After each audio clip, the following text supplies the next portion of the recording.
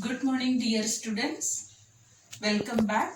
Today we are going to study a new topic or new lesson in geography, that is natural vegetation and wildlife. This lesson is comparatively very easy, and as you are familiar with the plants and species of India, here we have to study about India's plant species and wildlife.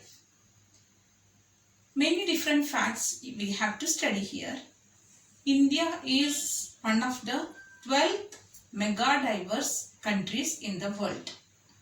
India has many different plant species and animal species. Let us discuss the position of India in animal species and plant species. As we know that plant species is known as flora and animal species is known as fauna. Let's see, 47,000 plant species are there in India, and India stands 10th in the world and 4th in Asia. So position of India is 10th in the world and 4th in Asia in biodiversity. Next thing, that 50,000 flowering plants we have. More than that, 90,000 animal species India has. So India has huge diversity or biodiversity. It includes all these statistical data. First we have discussed that India has 47,000 species of plant species, and India has 15,000 flowering plants. Other than that, India stands 10th in the world and 4th in Asia in biodiversity. India also has 90,000 animal species. So these are the things that we have to study here. And as we know that vegetation or the plant life are divided into so many different categories. The plants which are naturally growing or left untouched by human beings is known as natural vegetation, or it is known as virgin vegetation. Means it is natural vegetation. Naturally it grows without any human help. But some of the plants which are origin from India or from that place, that type of plants or that type of plants are known as endemic vegetation, or the natural vegetation which belongs to a particular place or origin from this particular place, which is known as endemic vegetation. Some plants we bring from other countries, which are known as exotic vegetation.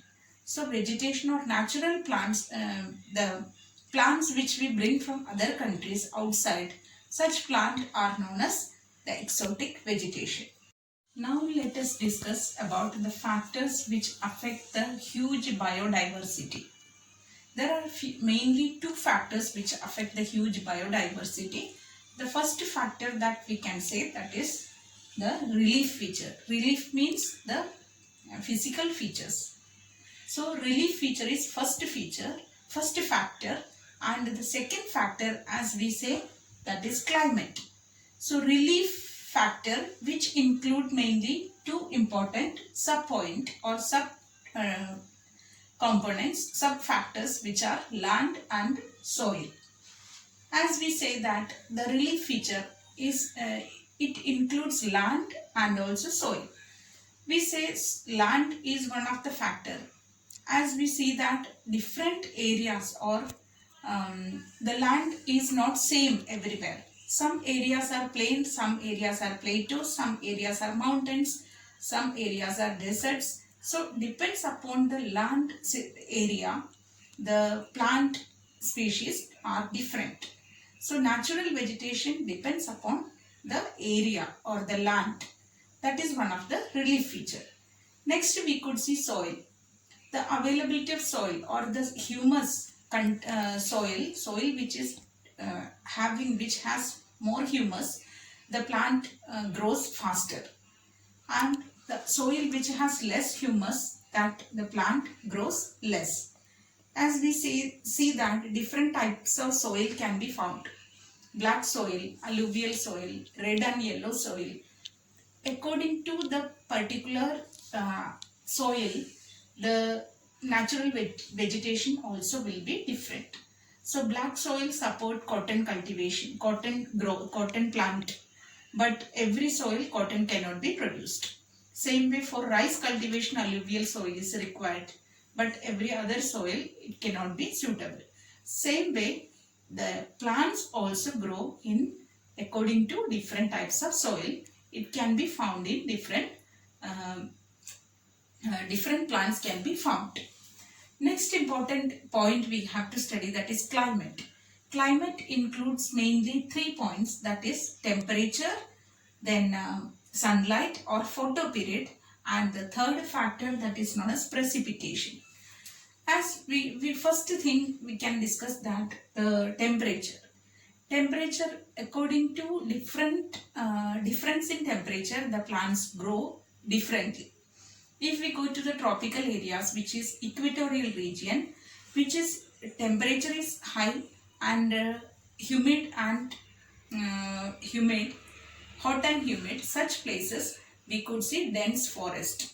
Tropical areas. Subtropical areas, the plant growth is less, or we cannot see such dense forest in the subtropical areas, where temperature is comparatively lesser than equatorial areas.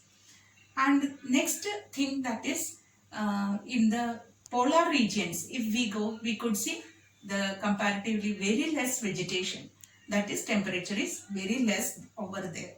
So tropical, subtropical and polar regions, it is different, means plant distribution is different. That is one of the thing that which we can see as the according to the temperature. So temperature, according to the temperature, availability of temperature, the plant growth is different. Next important point is sunlight, means how long the place gets sunlight, duration of sunlight, that is very important for the plant's growth. In summer season, duration of sunlight or photoperiod is longer, that is why the plants grow faster. In the summers, it gets maximum sunlight. That sunlight is one of the important factor which affect the biodiversity of any place. Third important factor, we say precipitation. Precipitation can be snowfall or rainfall. Here we can see the precipitation, rainfall, the areas which are in the southwest monsoon wind areas, the plants or the natural vegetation is comparatively dense, and the areas which are in the Himalayan regions, we could see the natural vegetation is less. So snowfall, where the areas receiving snowfall, natural vegetation is less over there, and the trees also has lot of differences we could see. Means in the Himalayan regions, conical trees we could see, as it has to face the snowfall. So that same type of trees cannot be seen in the areas which receive southwest monsoon winds.